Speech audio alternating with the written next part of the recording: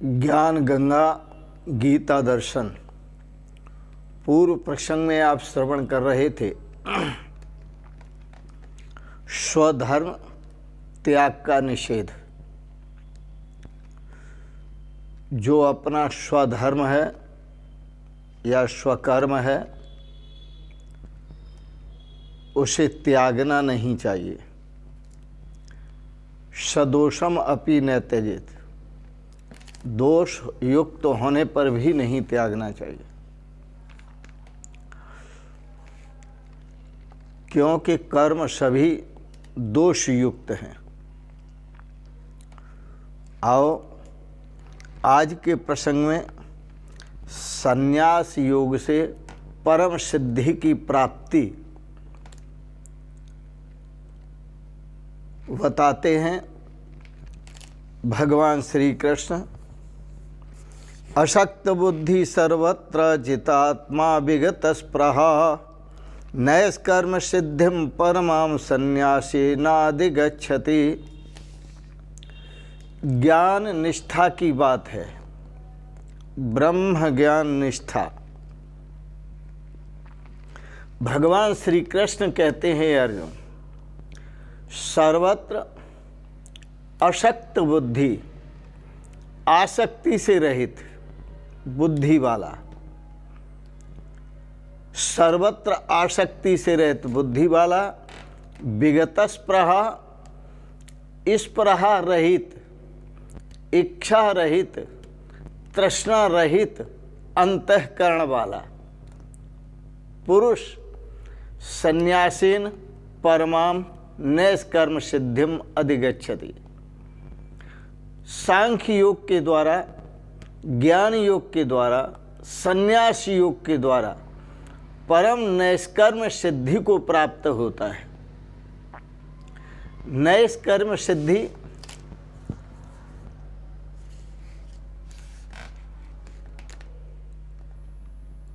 नैष्कर्म सिद्धि उसे कहते हैं जहाँ पर शुभाशुभ कर्मों का परिणाम नहीं पहुँचता, शुभाशुभ कर्मों का फल भोगना नहीं पड़ता। नैष्कर्म सिद्धि, निष्काम कर्म योग से ही निष्काम कर्म योग को ही नैष्कर्म कहते हैं। तो भगवान श्री कृष्ण कहते हैं अशक्त बुद्धि सर्वत्र, सर्वत्र आसक्ति से रहित बुद्धि वाला। आसक्ति कहाँ कहाँ होती है? आसक्ति होती है पुत्र में, आसक्ति होती है स्त्री में, आसक्ति होती है धन में, आदि आदि। यह जो स्थान है, आसक्ति होती है पद में, आसक्ति होती है राज्य में, आसक्ति होती है घर में। तो इस प्रकार आदि आदि जो स्थान हैं, उन स्थानों में आसक्ति से रहित होना, क्योंकि ये सभी आसक्ति के स्थान हैं। और आसक्ति से जीव की दुर्गति होती है। उस दुर्गति से बचना है तो आसक्ति से मुक्त रहना है। इसलिए भगवान श्री कृष्ण ने कहा अशक्त बुद्धि सर्वत्र, सर्वत्र सब जगह आसक्ति से रहित रहना है। सर्वत्र सभी अवस्थाओं में आसक्ति से रहित रहना है। सर्वत्र सभी समय में आसक्ति से रहित रहना है। तो अशक्त बुद्धि सर्वत्र। फिर दूसरा शब्द प्रयोग किया भगवान ने, विगत स्पृहा। तो आसक्ति, सर्वत्र आसक्ति से रहित बुद्धि वाला। दूसरा शब्द विगत स्पृहा, स्पृहा रहित। अब स्पृहा रहित स्पृहा रहित जित आत्मनः, स्पृहा रहित जित आत्मा। तो स्पृहा कहते हैं इच्छा से रहित, स्पृहा कहते हैं तृष्णा से रहित, क्योंकि यह तृष्णा संग समोद्भवम, दुख जो उत्पन्न होता है वो तृष्णा से उत्पन्न होता है। दुख जो उत्पन्न होता है वो इच्छा करके ही उत्पन्न होता है। इसलिए भगवान कृष्ण कहते हैं विगत स्पृहा, इच्छा से रहित जीवन जीना, तृष्णा से रहित जीवन जीना। क्योंकि तृष्णा कभी किसी की पूरी नहीं होती। महापुरुषों ने कुछ संबोधित किया, कहते हैं काम जो अपने कर्तव्य कर्म है ना त्यागो, काम ना त्यागो, कामना त्यागो, लेकिन कामना का परित्याग करो। इसी प्रकार दूसरा शब्द प्रयोग किया, बोले बास ना त्यागो, जो रहने का स्थान जहाँ आप रहते हैं बड़े सुव्यवस्थित रहें आप, अच्छी बात है। बास ना त्यागो, बास ना त्यागो, क्योंकि जीवन की जो दुर्गति है वो कामना से होती है, वासना से होती है। इसलिए विगत स्पृहा, भगवान श्री कृष्ण शब्द प्रयोग किया स्पृहा रहित, तृष्णा रहित। क्योंकि तृष्णा को पूरा करने वाले, तृष्णा को पूरा करते करते, तृष्णा को पूरा करते करते खुद पूरे हो गए, लेकिन तृष्णा पूरी नहीं हुई। कामना को पूरा करने वाले अपनी कामना को पूरा करते करते खुद पूरे हो गए, लेकिन कभी कामना पूरी नहीं हुई। वासना को पूरा करने वाले, वासना को पूरा करने वाले खुद पूरे हो गए, लेकिन वासना पूरी नहीं हुई। इसलिए वास ना त्यागो, जो रहने का स्थान है उसको त्यागने की जरूरत नहीं है, वासना त्यागो, वासना को त्यागने की जरूरत है। तो भगवान श्री कृष्ण कहते हैं जित आत्मा स्पृहा रहित हो, जीता जित आत्मा, जीते हुए अंतःकरण वाला, विजयी अंतःकरण वाला, जिसने अपने अंतःकरण को जीत लिया है।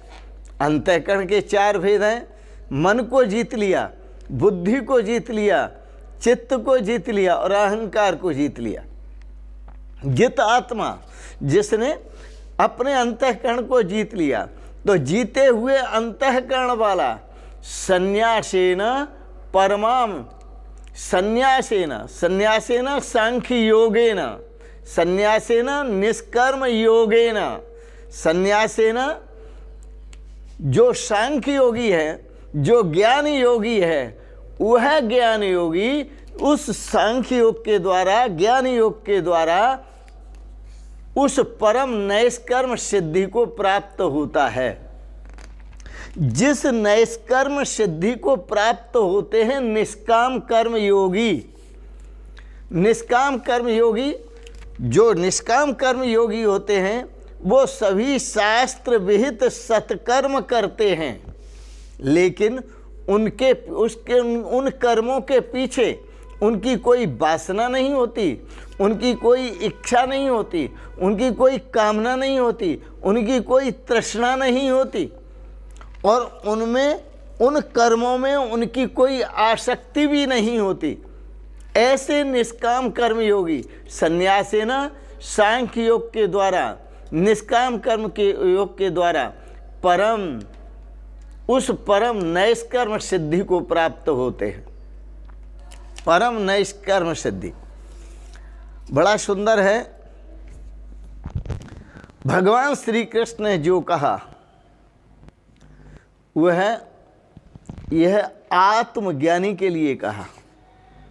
मैंने आपको कई बार संबोधित किया है, आत्मज्ञान बिना नर भटके, कोई मथुरा कोई काशी। फिर इच्छा होती है लोकैषणा, वित्तैषणा, पुत्रैषणा, ऐषणा, स्पृहा, इच्छा, लोक की इच्छा, कि लोक में मेरा प्रभाव अधिक हो, सम्मान अधिक हो, प्रतिष्ठा अधिक हो और लोक में बड़े से बड़ा पद मिले। लोकैषणा और वित्तैषणा, मेरे पास धन इतना हो, कुबेर जैसा। लोकैषणा, वित्तैषणा और पुत्रैषणा, और पुत्र मेरे पास हो, 100 पुत्र हो, 1 हो, 2 हो, 100 हो, जितने हो, पुत्र की इच्छा। ये 3 ऐषणाएं हैं, ये 3 इच्छाएं हैं, ये 3 स्पृहाएं हैं, ये तीनों की तृष्णा ये कभी पूरी नहीं होती। तो पूरी नहीं होती इसलिए भगवान श्री कृष्ण ने कहा जीते हुए अंतःकरण वाला जित आत्मा, मन को जीत लेने वाला, बुद्धि को जीत लेने वाला, चित्त को जीत लेने वाला और अहंकार को जीतने वाला, ऐसा जो आत्मज्ञानी है, ऐसा जो ब्रह्म ज्ञानी है, ऐसा जो सांख्य योगी है, वह परमाम, उस परम नैष्कर्म सिद्धिम, नैष्कर्म सिद्धि को प्राप्त होता है। ये भगवान का कथन। तो नैष्कर्म सिद्धि जो निष्क्रियत्व को प्राप्त हो। निष्क्रिय क्या है? अपना जो आत्म स्वरूप है वह निष्क्रिय है। तो निष्क्रिय आत्म स्वरूप को जो प्राप्त होता है तो वह अपने आत्म स्वरूप से स्थित होकर निष्कर्मता को प्राप्त होता है।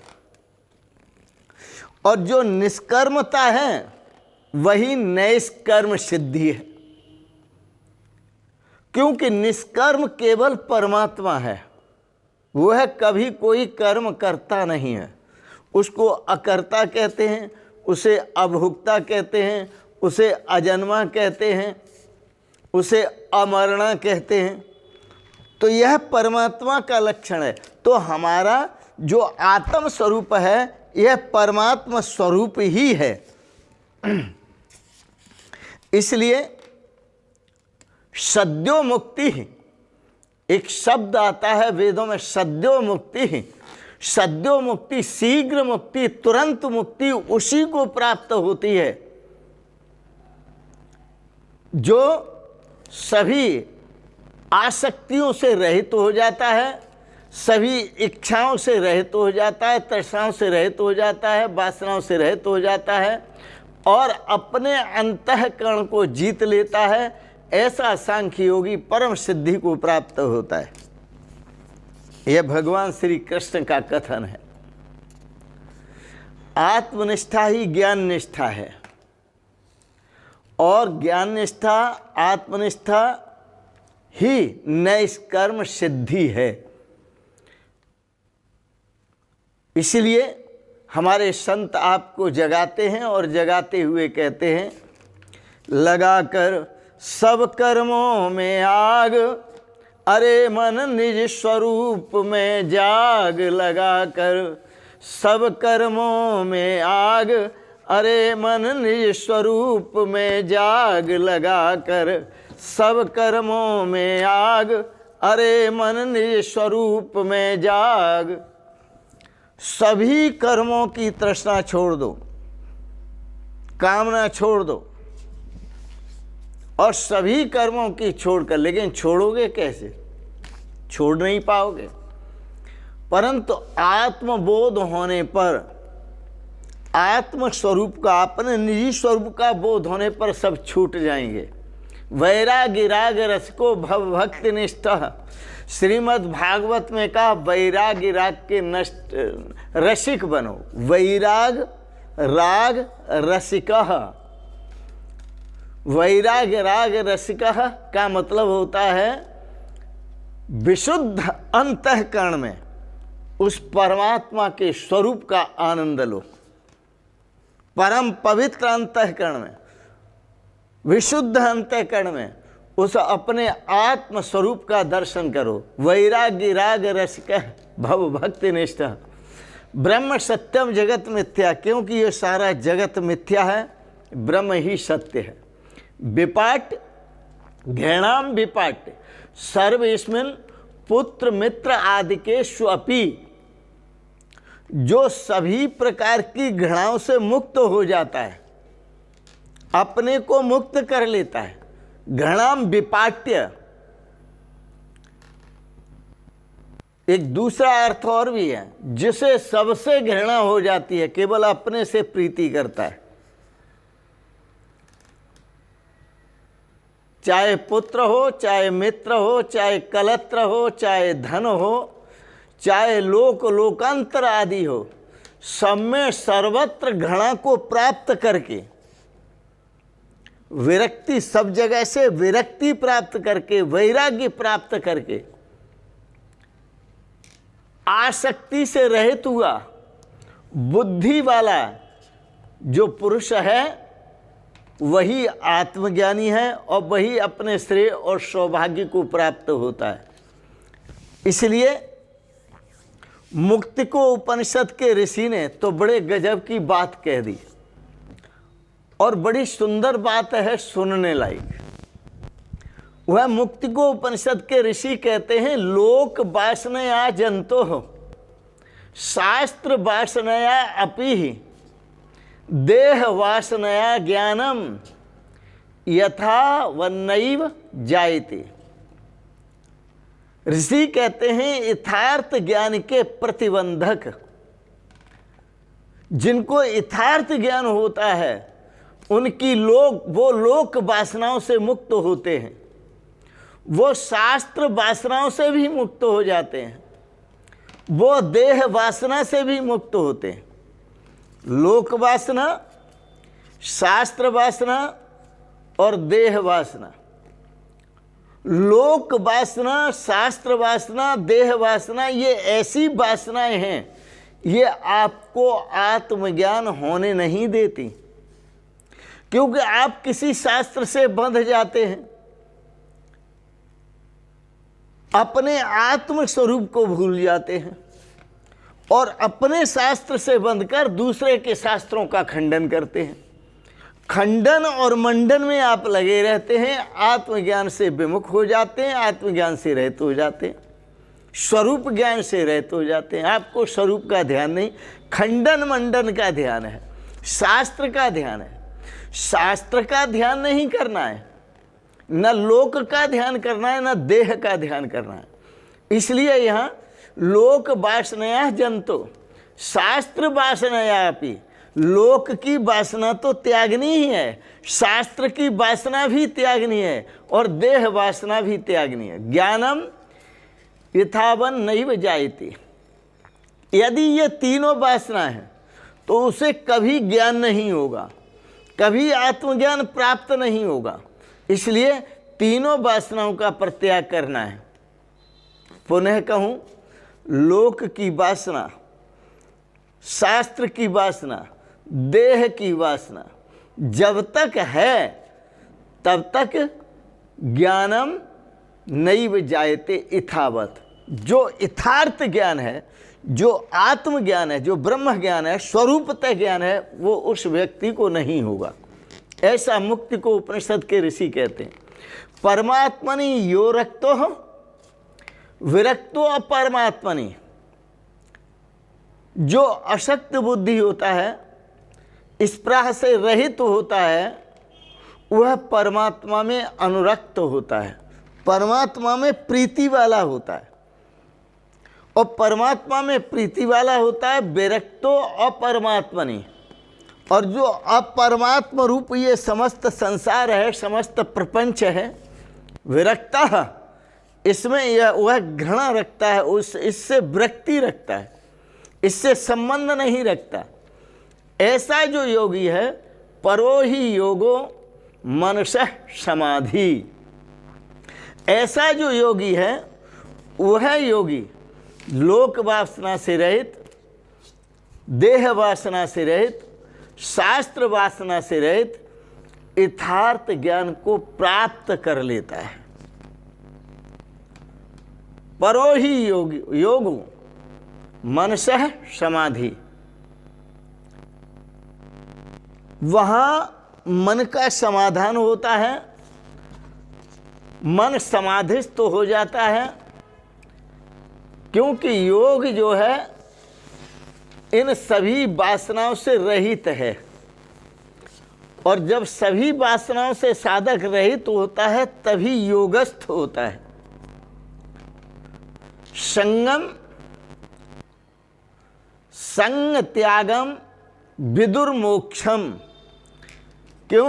आसक्ति की मुक्ति ही मोक्ष है, आसक्ति से छूट जाना ही मोक्ष है। मुनि स्यात् सर्वम निष्प्रहा, इसलिए जितने भी ऋषि मुनि हुए हैं, जितने भी महापुरुष हुए हैं, सर्वत्र निष्प्रहा, वो हर जगह इस प्रहा से रहित रहे हैं, तृष्णा से मुक्त रहे हैं। यदृच्छा लाभतो नित्यम, उनका जो जीवन रहा, भोजन छादन, शरीर को ढकना, शरीर को आहार देना, यदृच्छा प्रभु इच्छा पर निर्भर रहा, और हमेशा प्रभु इच्छा पर ही वो निर्भर रहते हैं। अयाचितम इथालाभम योजना आच्छादनम भवेत, नित्य यदृच्छा, भगवान की कृपा से जो प्राप्त हुआ उसी में संतुष्ट रहते हैं। शांतो दांतो जितेंद्रिय, क्योंकि उन्होंने अपने मन का शमन कर लिया है, इंद्रियों का दमन कर लिया है, अपने अंतःकरण को जीत लिया है, इसलिए निष्कलम निष्क्रियम शांतम, वो अपने आप में सदा निष्क्रिय हैं।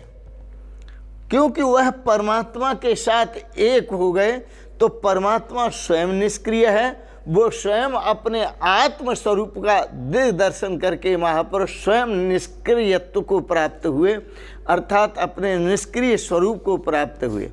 जब तक साधक अपने निष्क्रिय स्वरूप को नहीं जानेगा, तब तक उसे अपने जीवन में श्रेय और सौभाग्य की प्राप्ति नहीं होगी।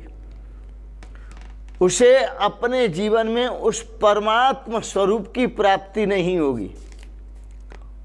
बातें व्यक्ति कितनी ही करता रहे, सुनता भी रहे और करता भी रहे, वस्तुतः जो अंतिम निर्णय है शास्त्रों का, वह है उस परमात्मा स्वरूप की प्राप्ति, निज आत्म स्वरूप से प्राप्ति।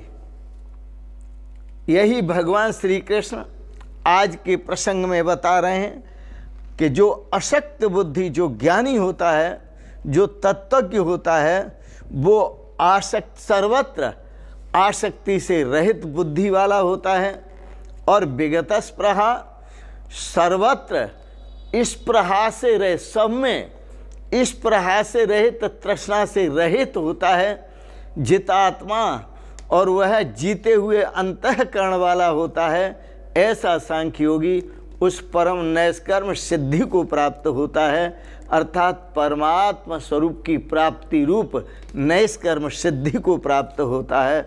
और सदा वह शरीर रहता है तो भी परम आनंद में जीता है, शरीर छूट जाता है तो भी परमात्मा के परम आनंद स्वरूप में जीता है। वह कृतार्थ है, वह कृतकृत्य है। इन शब्दों के साथ ही वाणी को विराम देंगे। आपने बड़े प्रेम और श्रद्धा से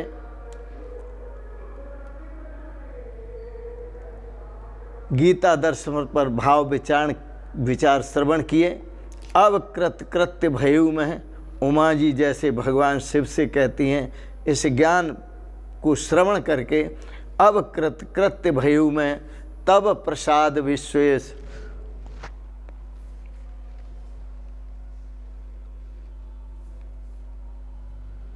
प्राप्त हुई भगवान की भक्ति और बीते सकल कलेश, सारे कष्ट दूर हो जाते हैं इस अवस्था में। इन शब्दों के साथ ही आप भी सभी इस तत्व की अनुभूति करें, परमात्मा स्वरूप को प्राप्त करें और सभी कष्टों से मुक्ति पाएं, परमात्मा के आनंद स्वरूप का अनंत समय तक आनंद स्वरूप का आनंद लें। इन शब्दों के साथ वाणी को विराम देते हुए आपने बड़े प्रेम और श्रद्धा से गीता पर विचार श्रवण किए, भाव श्रवण किए, इसके लिए बहुत बहुत अनुग्रहित हैं। एक बात ज़रूर कहेंगे, आपको अच्छे लगे सब्सक्राइब करें, लाइक करें, शेयर करें। और अंत में आप सभी के प्रति अनंत मंगलमयी शुभकामनाएं करते हुए ओम सर्वे भवन्तु सुखिनः, सर्वे सन्तु निरामया, सर्वे भद्राणि पश्यन्तु, माँ कश्चित् दुख भाग भवेत्। ओम शांति शांति शांति। शिवोहम शिवोहम शिवोहम।